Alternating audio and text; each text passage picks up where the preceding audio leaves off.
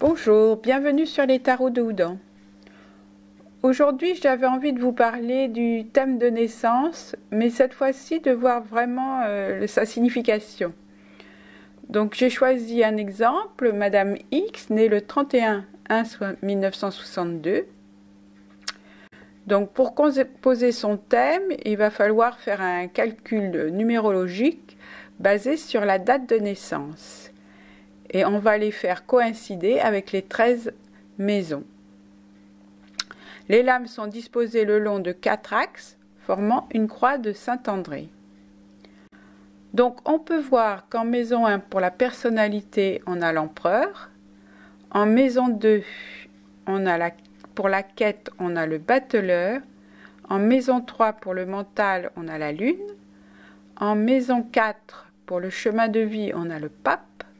En maison 5, pour le passage obligé, on a la roue de fortune. En maison 6, on a les ressources. On a le pape. Donc je m'arrête là parce que ça serait trop long, je ne vais pas tout vous dire.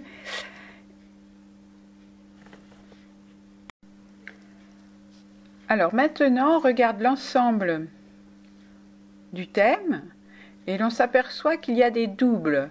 Ce qui s'appelle les dialectiques, les deux lames identiques dans le référentiel. Donc on trouve d'abord les deux papes, donc en maison 4 et en maison 6. Donc ce sera un travail d'évolution à faire au niveau de la communication. Après on trouve les deux pendus, maison 11 et 13.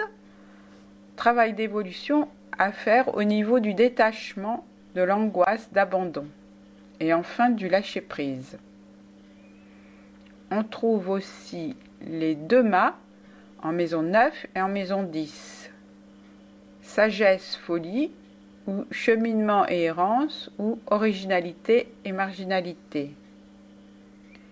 Et les deux dernières, les deux roues de fortune, maison 5 et maison 8, travail d'évolution à faire au niveau de la libération de la roue de l'inconscient.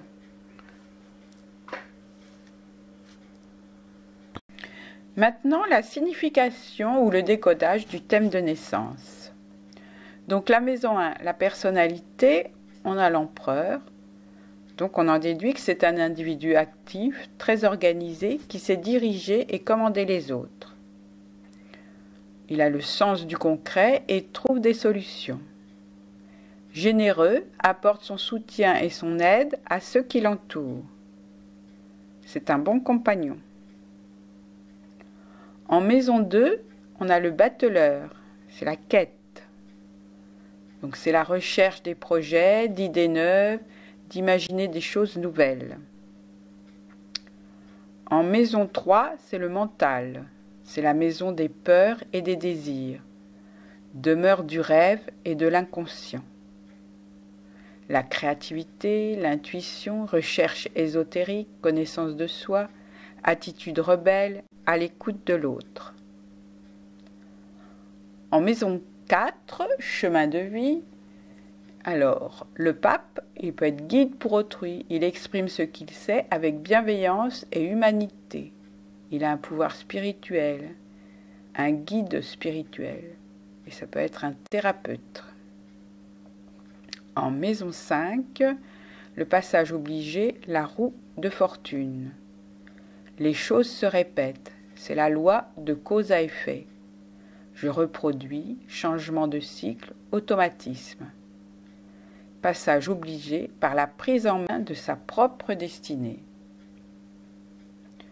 Donc, c'est-à-dire qu'il faut qu'il tourne la manivelle qu'on voit sur la carte, la roue. Il y a une petite manivelle et c'est au sujet de tourner la manivelle et non de se laisser faire et de répéter les choses sans arrêt. Il faut qu'il tourne pour avoir son propre destin. En maison 6, c'est les ressources.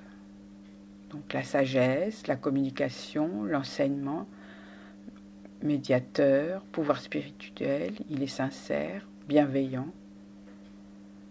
Voilà, donc il a les dons de l'enseignement, il sait écouter, communiquer, Voilà. Donc voilà les 6 premiers, hein, parce que sinon ça serait beaucoup trop long. Alors, il y a aussi les miroirs. On regarde l'ensemble du thème et on peut découvrir les miroirs. Les miroirs, c'est 2 lames dont la somme fait 22. Donc le premier miroir, c'est la créativité. C'est le pape qui fait 4 plus la lune qui fait 18. Donc l'empereur représente la structure, la construction. La lune a la perception, l'imagination, l'intuition. L'empereur raisonne et la lune résonne. Donc nous avons aussi le miroir de la spiritualité. Donc le pape 5 et l'étoile plus l'étoile 17. Le pape symbolise le lien entre les hommes, les alliances, mais surtout la relation divin et humain.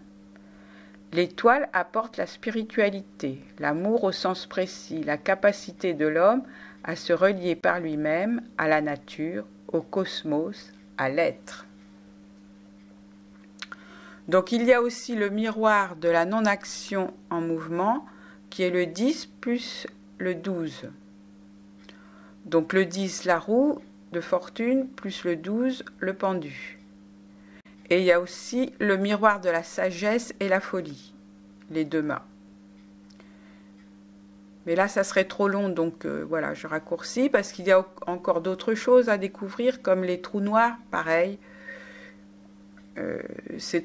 Voilà, je préfère m'interroger sur la maison 4 et quel est le but de vie du sujet. Et le sujet utilise-t-il ses ressources? Donc, en maison 4, son chemin de vie, c'est le pape. Donc, plus sa maison 6 de ressources, c'est le pape aussi. Voilà, donc le sujet désire changer de métier et se diriger vers thérapeute. Donc là, on ne peut que l'approuver, parce qu'il pourra se servir de ses dons d'enseignement, de médiateur, de communicateur, et il a le don de l'écoute. Donc, la maison 4, le chemin de vie, le pape, c'est bien thérapeute, guide, spirituel, voilà. Donc, il est bien dans le sens de son thème. Après, on peut s'interroger sur sa maison 7. Les obstacles susceptibles d'être rencontrés. Donc, en maison 7, c'est les défis. Et là, nous avons l'étoile. L'étoile indique que le sujet est coupé de sa source, de son étoile source.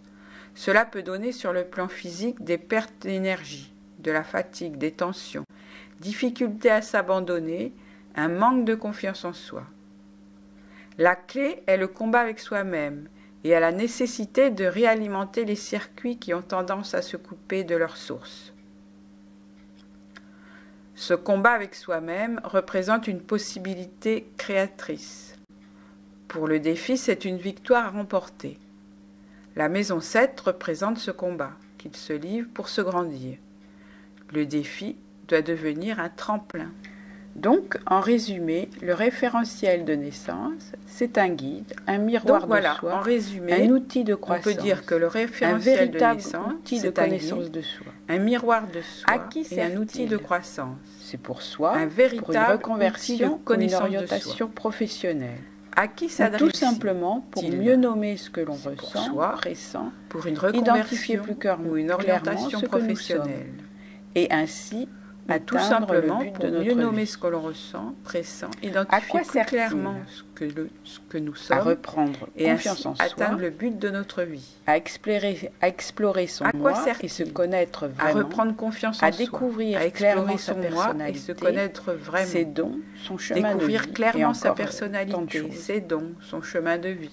J'espère vous avoir éclairé sur ce que le thème peut vous apporter. J'espère que cette vidéo vous aura plu et que cette vidéo vous pouvez trouver tout ce que vous aurez besoin sur le site.